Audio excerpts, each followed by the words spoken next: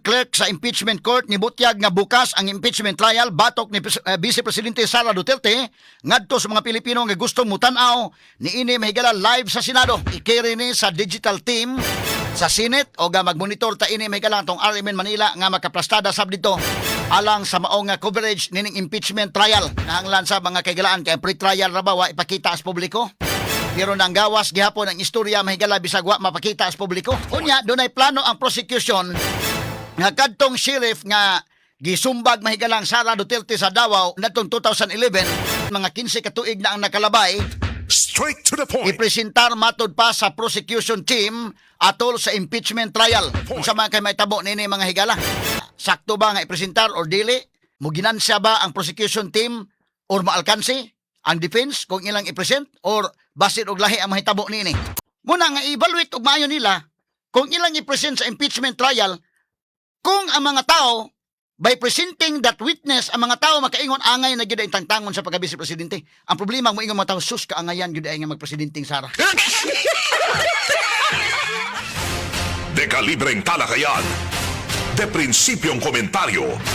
Attorney Rufil Fernandez Panyok sa Straight to the Point. Not just number one, simply dominant. Straight to the Now, point. balik ta mahigalas tong duga mga hisgutanan karong buntaga mga kaigalaan. Okay. Kini ni ang matawag nato mga higalag House Prosecution Team sa impeachment trial ni Vice President Sara Duterte kay hapit naman. Karon naman July 6 indikin. No? Ang impeachment trial mga higala. Unya nahuman na ang pre-trial conference last week. Suwa to ipakita sa publiko katong pre-trial conference. Ug unya kini ni ang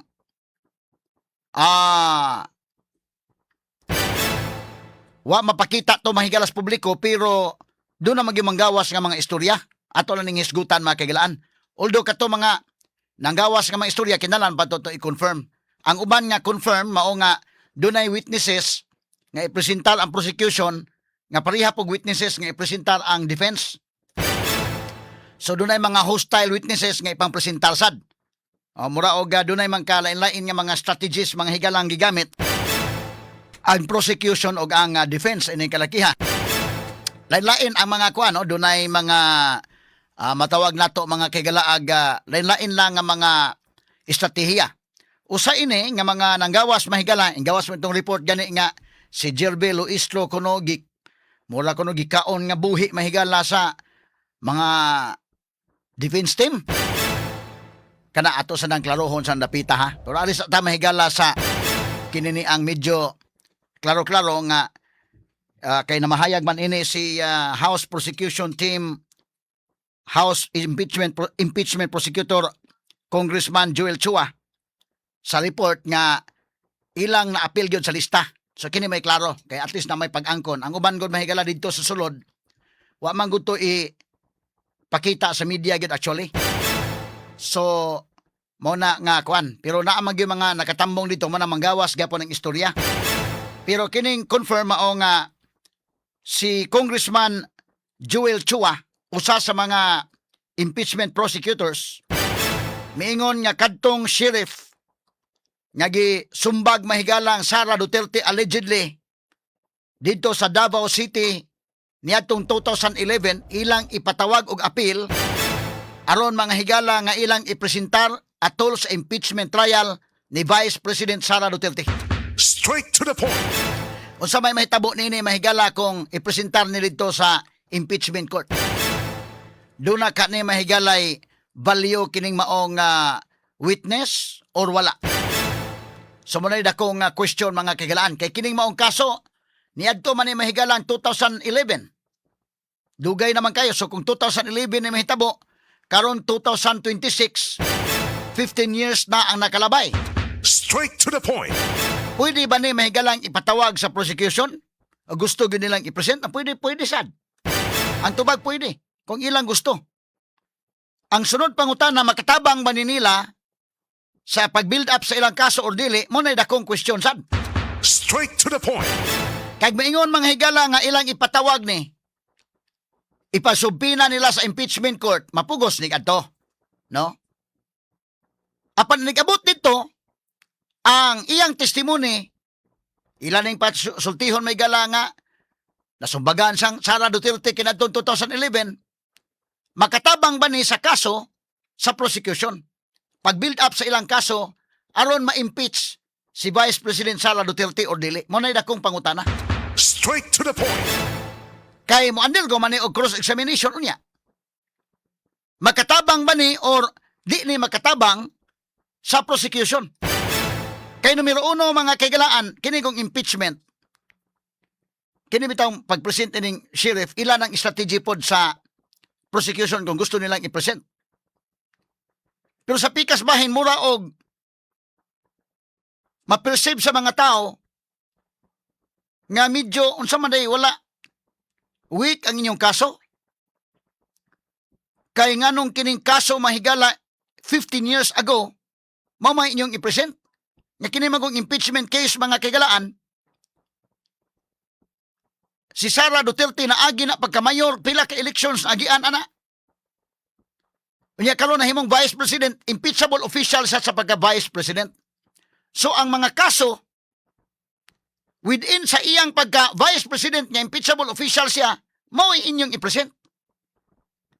Kining kasuha nga 15 years ago, unsa may gusto ninyong i-establishar aning kalakiha? Straight to the point. So medyo dako ni nga pangutana ha? Nga makaingon ang mga tao murag kuwang siguro di ay sa ebidensya maohon. Kuwang sa bala di ning prosecution ug maohon aning kalakiha. Kay karon ko ilang og katon, okay man ang ilang og katon pero pangutana naging dako ana. Makatabang ka ni sa prosecution o maldihado sila ni? Ilagi nang i-evaluate umayo. Kay, disod man kayo, present lang kag-present og witnesses. Nag-present ni mo witness, basig ikaw may maalkanse hinoon. Straight to the point. So muna tanaw nun mga higala kay kanina ang naitabo ni 15 years ago man. Pero ang pangutana, pwede ba ning i-present sa prosecution atol sa impeachment case ni Sara Duterte? Tubag pwede. Kisa mag-arang nila og ilang ipatawag. Ilang ipasubpina sa impeachment court. Pero ang sulod niya pangutana, makatabang ba ni nila sa prosecution or makadaot tinuon nila ni? Straight to the point. Muna sulod niya pangutana. Kay unang-una mga kaigalaan, di pa ta mo adto ining maong panghitabo, you know? Ang relevance ni ini mahigalang maong panghitabo, dakong question. Dakong question. Kay di pa man vice president si Sara ani. So kining impeachable official ipatangtang ka sa imong pagka official diha tungod kay doon na kay sa nga nahimo nga ikaw nahimong official diha nga impeachable. Sa to pa kanang imong pagka vice president doon na kay mga sa dandapita nga mo constitute og impeachable mahigala nga offense, di tangtang ka din napita. Ha? Pero katong karaan na, makaingon mga tao ini nga, wala mo ilain na nakuha dihan napita. Straight to the point. Di pa man siya impeachable official aning panahon na. So muna na kong pangutana kung makaginansya ba ang prosecution or dili kung ilan ang i-present. Kay kini kung hitabua mga sukit tigpaminaw, tinuod ni, inumdum ka nga doon na mahigalay demolition to Davao. Nitabo din nini. Ang problema mo din kung ginansa ba sa dili kay nganong sige magkadaog si Sara. Human ining hitabua. Unsa man ining hitabua ang lisod mo ko na timbang-timbangon yun nilag maayo kung mupabor ba nato ni or dili. Kay sa technicality pa lang daan, pwede man ang objekan magini sa defense kay ang trabaho sa defense may galat lisod-lisoron ka man gyud ang prosecution unsa ano pa present og evidence. Ha? Pero ang pangutana ini magod unsa may istorya ani matod pa mga higala mao nang daog gyapon si Sara mga higala pila og election 2011 gud day nga nahimo siyang mayor, nahimo siyang vice mayor, nahimong mayor. Ngano man kay matod pa mga higala nga kining hitabua duna ni demolition nga hitabo dito sa Davao City, dunay order. Actually kining sheriff igo ra pud nag-implement sa order. Pero gitawgan din ni Sara Duterte katong iyang mga staff nga ayaw sa nihangyo nga ayaw sa gi-implement ang demolition kay nitabo na ni bag-o ang Davao na biktima atong kalamidad ba tumbaha bitaw dunay flash flood sidto mga kagalaan nga diin ang mga tao nawad ag mga panimay ang uban dito pa sa evacuation centers unya mo'y itunong pod nga mag-demolish so dunay appeal si Sara Duterte nga may mayor sa Davao at the time day may mayor sa Davao at the time no nga ayaw sa kay mangita tag pamaagi nga mga tao unsaon tong matabangan sa sila pwede man ang local government og butang tada ba sa yuta nga mapalit di na panalitan nya lang hatag sa mga tao na o asan la papuyon so ni apilar sa dito nya ayaw sa kay gikan magutan nag igog katalagman gi-implement man gyud mo ni ang nahitabo ha mo ni ang facts si Sara gisapot ngadto manghigala nga ang mga tao nagtanaw sa mga tao nga nanggihilak dito nga wa na sa mga balay mo na nga nahitabo ni mahigalang allegedly nadapatan niya kining maong sheriff. Straight to the point. So, kini ni ang pangutanam gud ani kay sa sunod nga mga elections idaog man Sara kay mga tao dito dai mingo man nga gilabanan giming Sara bahalag narisgo siya gud. Ang mga tao nga mga kabos dito nga kana pareha ba gud nang nabitay masunugan ba? Kana naisunog unya ngilad paminaon gud ay naisunog makduda man ta nga gisunog gituyo pagsunog nga humagsunog mahigala di na pabalikon ang mga tao diha gikural dayon sa tag-iya sa yuta kasamangki di na pabalikon lahi magud nana og dunay proseso lahi pud nay nana no labi man igo mo katalagman ayo sa karon dayon kanang naigo katalagman ayaw sa kay wa pa ta ka manganda mo gitiwasan magud nimo na ha mo ning hitabua mga sugid paminaw nga matud pa gisapot si Sara ani ngadto siya mga kagalaan kay nagtan-aw sa mga pobre dito nga wa na yung mga panimalay kigipangguba na o mao na nga nadapatan kini maong sheriff Straight to the point. nya unsa man to 2011 sus pagsunod nga mga eleksyon day sa may mayor siging eleksyon hantod 2022 gud nga eleksyon dagan sa vice president sa pinakataas nga buto nga nakuha sa laktod ang mga tao dito sa Davao nga sila mo'y nakasaksi ipositive pa hinuon ni Sara hinuon tong hitabua mga sukid tigpaminaw nga nilaban siya sa mga pobre. Muna nga itong ingon ba, okay lang i-present ng maong issue, okay lang. Unsaon pag-treat sa prosecution nga mo ginansa sila kay basig malkansi sila day. Inig-present ani nga ni cross-examine ani. Unsa man to hitabo atol to sa katalagman, dili ba atol to sa katalagman despite sa katalagman inyo gindemolition ang mga balay? Malkansi niya ka ba? Ngano man tungod kay timan iha human ini hitabua daghang eleksyon nang naagian sa way pili-pili na Sara Duterte despite nga nahitabo nagihimo man ang issue gyapon. Straight to the Ano point. masampil di? Sa laktod malagmit nga kining maong issue di kaduot niya ning maong issue. Muna itong ingon sa prosecution, ayuhan niyog timbang ang inyong i-present. Kung kanang inyong i-present nga inyong untang katuyuan nga dauton si Sara basin no dili inoon madaot di kaduot ba? Ha? Wa pa di para to i-discuss ang teknikalidad ha. Kani sa ang dapita ang pagtimbang mahigala sa value niining maong nahitabo 2011 mga sukit paminaw 15 years ago. Straight to the point. Makatabang ba ni nila sa prosecution kung tanaw nila makatabang nila ni daara i-present pero tanaw lang dili ni makatabang bana-banaan ninyo mayo kay basig malkansi mo hinon sa narratives mo niya narratives ba day kabantay mo og mo sa narratives ini mahigala mi wa gyud Sara dautan gyud ining tawhan na kay kunana og ana ang mahitabo di okay sa inyong tan-aw mao pero kung tan-aw ninyo nga mga taon simpatiya na hinong Sara nga kay kadto mga gidimulis ito mahigala hero man nila Sara at the time so tan-aw ni timbang-timbangon ni kung unsa ba gyud makatabang ba sa prosecution ni or dili. Tanaw no nang dapita mga sugid paminaw now alita sa dugang teknikalidad pero standby lang sa ato sang ipadangat ang pipila ka mga asa man kay Manila na ta sige Manila lang sa tamahigala Ang Cebu Metropolitan Catholic Mass Media Awards. Best Radio Commentator, Best Newspaper Columnist, and Best Public Affairs Anchor. Attorney Rufil Fernandez Banyok sa Straight to the Point. Straight to the atong point. balikan mahigala ning atong hisgutanan labot mga higala sa plano sa prosecution sa ako nang giingon kaganina makagilaan nga ilang ipatawag kadto di ay mga higalang sheriff nga nadapatan ni VP Sara ni atong 2011 motong sheriff sa Davao City nga si Abby Andres.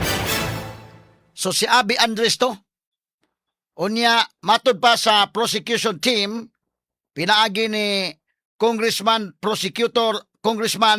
impeachment prosecutor Joel Chua nga ilang ipatawag ilang patistiguhon ngadto sa impeachment court batok ni Vice President Sara Duterte. Straight to the point. Kini mga kagalaan nga kuan witness na giapil nila sa lista atol sa pre-trial conference sa mga witnesses nga ilang i-present unya inigsugod na sa impeachment trial. Straight to the point. So apil ni si Sheriff Abby Andres. Pero mo lagi na akong giingon mga kaigalan, of course, ang sa defense ani mo object sila mga kaigalaan kay mo man na ilang trabaho sad. O ikaw abogado sa defense may gala, kutob sa objectionable nila, imo lang sang objectan kay para makita sa gyung katag may galag asa kutob mga higala ning sa prosecution unsa ilang inargyuhan. O paghatag sad mahigala og every inch of the way mahigala nga muhatag og paglisod-lisod. Trabaho po nas depensa. Pero muna, object on the ground mahigala nga dunay sa rules on evidence dunay gitawag mahigala res inter alios acta rule. Kining nahitabo nga pag-allege nga pagpandapat 15 ka tuig nang nakalabay, dili na ni mahimong magamit mahigala sa unsa may relevance ini sa kaso nga impeachment. Straight to the point. Ikaduha, dili ni mga higala na hitabo nga Vice President impeachable official si Sara Duterte. So daghang mga arguments nga ibutyag ang sakop sa defense team aning kalakiha. Pero mo lagi na, sa pikas nga bahin, ang atong pangutanan dako, i-evaluate og maayo ni sa prosecution team kung para nila makatabang ni silang kaso, okay, go ahead. Para nako mga kagalaan, isip, nag-cover ta ining maong impeachment trial. Paminaw lang gibos DYHP kay para mag-uban tag tanaw. Layo-layo raman ta. Gasto na sa kay Muadto patag Manila. Diri lang ta may gala sa Facebook sa DYHP og IFM. Adila sa tong YouTube channel. Unya atong i-discuss ni kaugma ang mga punto legal nga ilang gipanghisgutan. Straight to the point. Kini mo object ang kuan ani. On the ground nga in res inter alios acta rule number 2, on the ground nga kining maong insidente dili man ni appeal mga higalas impeachment wa may relevance ni kay dili pa man impeachable official si Vice President Sara Duterte ani. Unya dugay naman kay ning maong panghitabo. So kana naay mga grounds for objections. Pero sa prosecution dili sa ingon nga pag-unsa ang ako lang ani mga higala bang tan-aw nga ang prosecution may mo timbang-timbang kung makatabang ba ni silang kaso, kay makadaot ni silang kaso hinoon malkansi sa narrative sa anis publiko, ayaw ninyo i-present o dayon kay basi malkansi hinoon mo indekin. Straight to the point. Kini ako batambag ba lang sa prosecution sad. Pero pala ninyo kinyong i-present okay man sad. Atong tan-awon gud mga higala og unsay ilang katuyuan. Kay kini gud ang karakter mahigala sa accused or sa gipasakaag kaso nga impeachable official maoy imong i-prove. Di man ko ni kaso mahigalang annulment. Nga imong i-appeal pag-probar nga psychologically incapacitated mo ni mo na. Impeachment case mo guni. So objection. Immaterial and irrelevant. Mao ganay numero 1 diha. Immaterial and irrelevant. Pero mo insist gyud mga higala ang prosecution nga ila gyud i-present. Unya, ibutang ta mahigala ang ruling mag-voting mga higala sa Senate. Ang Senate impeachment judges, ang senator judges mag-voting sila, ma-present yun na. Kay, ang mga senador, mas daghan yun ang mga senador nga naa sa Gatchalian Block. So, presumably, ilang ma-present na kung gusto nilang i-present. Pero ang akong tanaw anip, ayuhan ninyo og evaluate kay basig kamoy maalkansi inyong i-present. Straight to the point. Kung tanaw niyo magkaginansa mo aning inyong i-present. May na lang magkatabang sa kaso sa prosecution. Kung tanaw niyo langanin medyo maalkansi hinuon mo sa narrative sa mga tao kay kining impeachment trial mahigala is a sui generis. Ha? Mutanaw ang publiko ani, magtanaw ang katawhan ani og asa mahigala ang basig og maduot si Sara ani nga angay mingon, angay gyud impeach, agi ayo Sara. Or ang mga tao mingon, angayan gyud ay Sara o. Hinlaban man gyud sa mga publiko mao na nga nakadapat siya sirit. So tanawa ang narratives kay kung alkansi gani mo sa narratives na inyong ipugos og president basig nagpukpok mo bato sa inyong ulo. Straight to the point. Kay human aning maong panghitabo, kadaghan man sige magkadaog saro man mapildi na og eleksyon. Sa lakto ng mga tao, sige na nga isyo na gigamit na nga isyo, wa magsilbi. Sige ko no, ikuan ko no. Ayuha ko ninyo ha, ito'y padayog hisgot ng totoo, duman lamang sa pipila kapahinomdom. Ang Cebu Metropolitan Catholic Mass Media Awards. Best Radio Commentator, Best Newspaper Columnist, and Best Public Affairs Anchor. Attorney Rufil Fernandez Banyok sa Straight to the Point. Straight to the Na point. atong balikan mga higala, mo ni akong giingon, pagtanaw nimo nga ila ning iugato ning 15 years ago nga insidente, makaingon ka rin, sa man ang prosecution, nakuwang siguro sa ebidensya di ay nga para sa impeachment. Ha? Medyo, makaingon ka nga, weak siguro yun ay kwan. Kaya pag impeachment, pre-trial conference na ba, nang gawas ng istorya mahigalan, dili ready ang prosecution. Straight to the point. Ako di ko basta-basta mutuo sa anak dayon, pero dabi pa doon na gawas istorya, kaon ko nung buhi si kwan, Gilby Luistro ang lead prosecutor mga higala sa defense. Di ko basta-basta mutuo dayon ana. Pero doon na mga strategy nga gibutang. Diha palandaan. Diha mo na, doon na pa'y gisubmit na higalang ebidensya ang prosecution nga kuwang og mga pages. Kini nang gawas man is balita. O kini pong nigawas sa balita, kini laging sheriff nga ilang ipatawag. So far ha, mo lang makaingon ka nga, iklaro sa ninyo na diha kay atat na ba kaayo sa mag-impeachment na nag-abot unya hinuon dito sa impeachment court base kung di magkadimao. Straight to the point. Kaya kinilandaan lagi kini nga portion mahigalag i-present ni dito daghan og tan-awonon kung kini mga higala makatabang ba or dili. Kay ang mga tao mismo sa Davao wa man ma-discourage pagbuta ni Sara. Pagdagan pagka-mayor mga higala, mayor man siya ng 2016.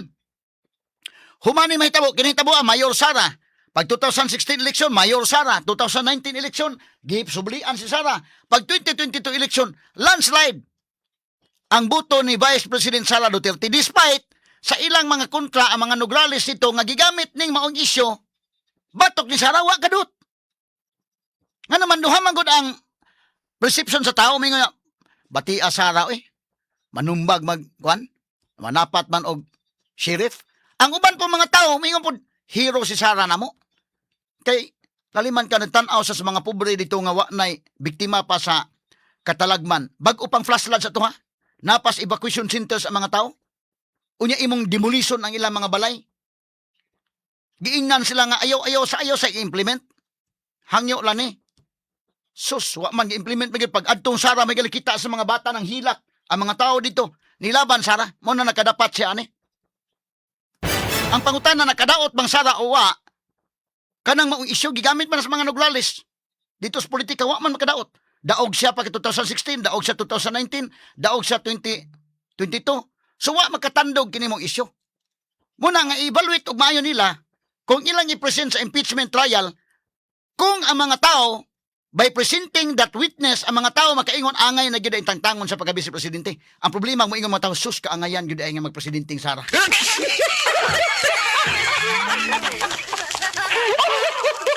Kay lahi man ang narrative sa politika, sagol man ni politika sui generis gud ang kaso kanang impeachment. Og mulutaw dito mahigala nga si Sara ra gid lima kay gilabanan ang mga pobre. Bahala wa niya tan-awag unsay may tabo niya kasuhan sa ikahuman. Unya, ang mga tao dili konbensido nga gigamit ni sa mga Nograles nga isyu agin Sara, dili konbensido sila. Mas daghan ang mga tao nga pabor ni Sara pila ka eleksyon ang nahitabo na gud. Dugay naman 2011 man. In fact, di lang ang mga tao ha. Ang Senate President mismo nga si Win Gatchalian, ha? Straight to the point.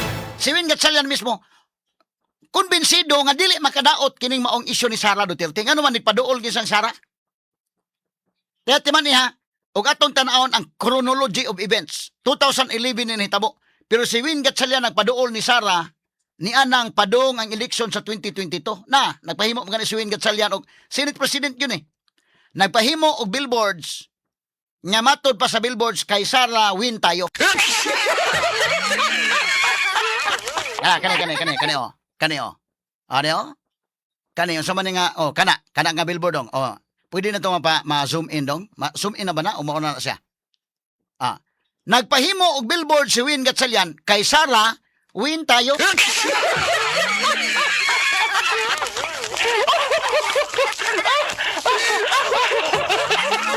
Kanos ama na nga billboard. Padung na sa eleksyon sa 2022 na nga ilang gipangandaman ang 2022 eleksyon. Kay nagtuo man sila nga si Sara at tatay mudagag presidente day.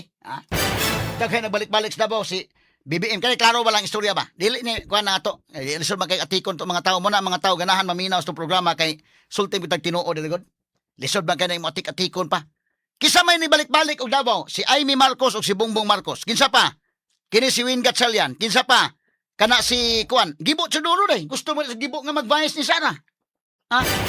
Na-interview ta mga gibo mga higala dili sa programa. Dandil naman kuno to matod pa wa man. Lahi man sa day mahigala kay abi magmudagan sa presidente, daghan ang ni-offer nga mag-vice. Si Gibo, si Sherwin, si BBM, si Amy Marcos, kana ba? Klaro ba lang istorya ba? Klaro ba lang? Kay dili kalimod, hangtod ron kusog yun Sara. Dili pag-unsa ba? Kay lisod ba kayo mahigala may niya bias man sa turni. Maunay surveys after surveys sa SWS ug Pulse Asia. Samot na at that time, nga ang presidente is Digong, iyang anak mahigala, nagtuog kisabay wa mo tuo nga si Sara ni kalit lang og dagan mag-vice president. Ang pagtuos kadaghanan siya na mosunod siyang papa. Straight to the Lahi point. man na iyang desisyon. Siyak ang tanan. So nagbalik-balik sa Davao. Apil si Win Gatchalian tanaw kay Sara Win tayo. Unsa man ang pitsaha gihimo ng maong billboards. Sa to pa kadtong incident na 2011 si Win mismo Gatchalian nga mao'y Senate President ron, dili konbinsido day nga nakadaot ni Sara tong maong panghitabo. Straight to the point. Sayo naman na, tanaw, analyze lang yung mayo. Si Win Gatchalian mismo. Saba si Win may galagtanaw nga nadaot si Sara, nadaot siya sa issue sa una, nanapat magsilit, diwa na'y baho na kay Sara sa Davao. Baho sa Pilipinas. Dili, padool si Win Gatchalian. Nya si Win kayo, tanaw, kay Sara Win tayo, di man na mawagtang, kaya naman tayo mga pictures na. Isulit ang tinuod ka na sa tinuod na nga picture. Kamo ang mga tao nga naminaw sa programa maka-confirm mo. Di man tang sulti ta din sa radyo, mahigala ka ng atik-atik, dili tang atik-atik. Ato ko lang klaro ba? Mabito ng daghay mga musunod sa itong programa, kini man nato atikon ang mga tao. Kapoy makaina nga, mura magbuguan tas itong mga listeners. Mga brightening mga listeners, DYHP ug FM. So sa laktod, ang Senate President mismo nga si Win Gatchalian, kumbinsido nga kanang maong incident sa 2011, wa makadaot ni Sara Duterte. Straight to the point. So, kini ako ba, kuan na po ni ako, doon na mahinuin ko diri ang ingon, ay lagtambagi attorney na, di na hinugi tambagan, mahinunan nimo.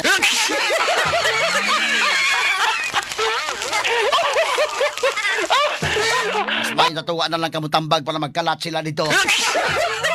Pero kini ako, in fairness ba lang po prosecution ba? Tanawan ninyo, evaluate ninyo maayo kung makatabang sa inyong kaso. Bahara, sige, i-present. Tanaw mo na sa tadiri mahigala o saan na pag-present. Pero tanaw ninyo, number one, sa technicality o ingon man sa narrative sa mga tao. Kaya mananaw ba yung mga tao So mga tao, kasabot mga tao, asas na mo dapig. Basig musamot ka hero si Sara, hinuunan inyang kalakiha. De kalibreng talakayan. De prinsipyong komentaryo. Attorney Rufil Fernandez Banyok sa Straight to the Point. Not just number one. Simply dominant.